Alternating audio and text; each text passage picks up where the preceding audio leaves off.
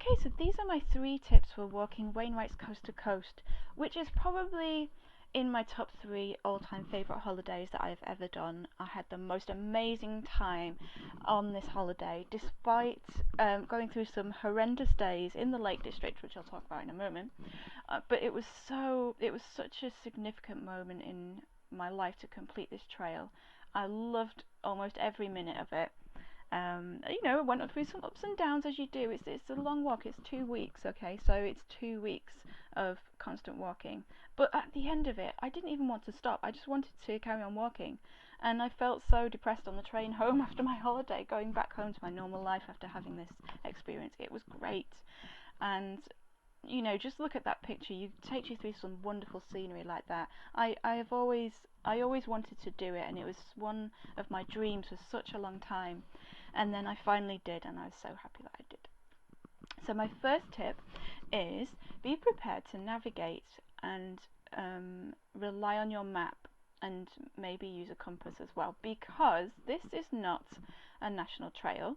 It's not an official trail. It's just Wainwright wrote it, and it is an extremely popular trail, but there are no official signposts all the way through. So you do get some signposts for it, but they can be different styles and they might not be very good all the way.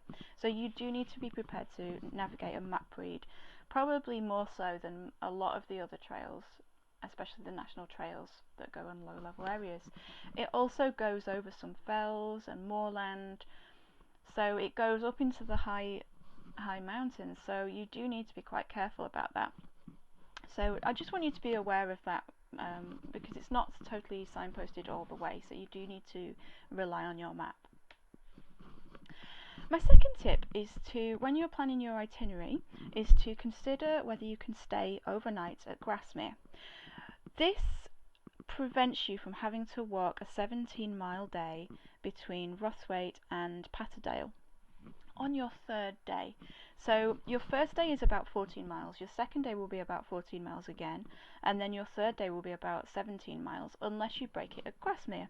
So we actually did the 17-mile option, and the reason why I now recommend that you break it up and stay at Grasmere is because it is a very hard day. You go up into the fells and go through these high fells, and if the weather is bad, it can be really, really hard. You come back down to Grasmere, and then you have to do it all over again. You have to go up into the fells again, and then back down again to Patterdale. So if the weather is brilliant and it's a perfect day and you're a really strong walker, then it's going to be fine. You've got absolutely no problem. But otherwise there is the risk that it could be a really hard day. So why not just break it at Grasmere, split it into 8 miles and 9 miles, and that way as well you can enjoy the Lake District a bit more.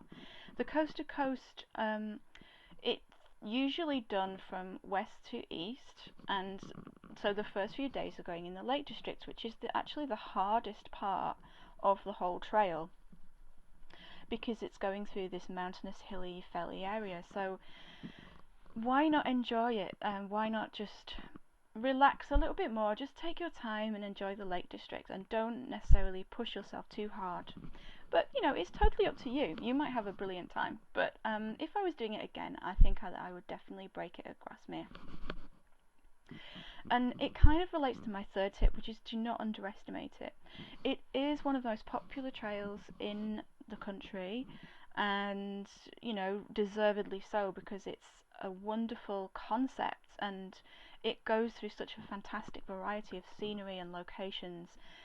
And as I say, it gives you such an amazing experience. But I do think that some people set out on it without really knowing what they're letting themselves in for, just because they've heard of it. It's a very long walk, it's 2 weeks, and as you can see here, the paths can be quite steep and challenging. They do go up in the fells, especially at the beginning. And so I've just put some pictures on from one particular day. So this was leaving Patterdale. As we left Patterdale, you can see this glorious view, this absolutely fantastic view. But then soon we got up into the cloud, and this is the kind of conditions that you could be dealing with on the coast to coast. So again, I don't want to put you off, but I just want to make you aware that it is a challenging trail, especially if you've never done any walking like this before. I would definitely recommend that you do a couple of short breaks walking in the fells and conditions in locations like this in the Lake District before you start off doing this totally from scratch. So as you can see, it's quite eerie walking in the mist like that. And then we had some problems where we actually had to jump over some streams because it had been raining so much on our walk. We had to jump over a river one day.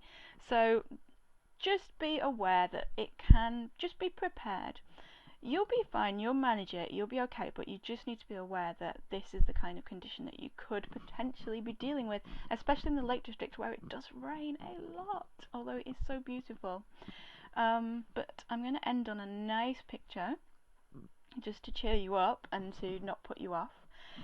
This was after we'd left the Lake District and we ended up in the Eden Valley, which is now one of my most favourite places ever because it's just so stunningly beautiful. And I found that after I left the Lake District, everything seemed to get a little bit easier and I was able to relax and enjoy it a bit more because the Lake District, just due to the weather conditions that we had on our trip, was so difficult. So that is why my tips are the way they are. If you do this walk, you will have the most amazing time. You'll go through ups and downs. You'll really challenge yourself, and it'll change your life. It'll be amazing. So if you want any more motivation or any practical tips to help you plan your coast to coast walk this year, click the button below and find out what I can help you with. And I'll speak to you next time.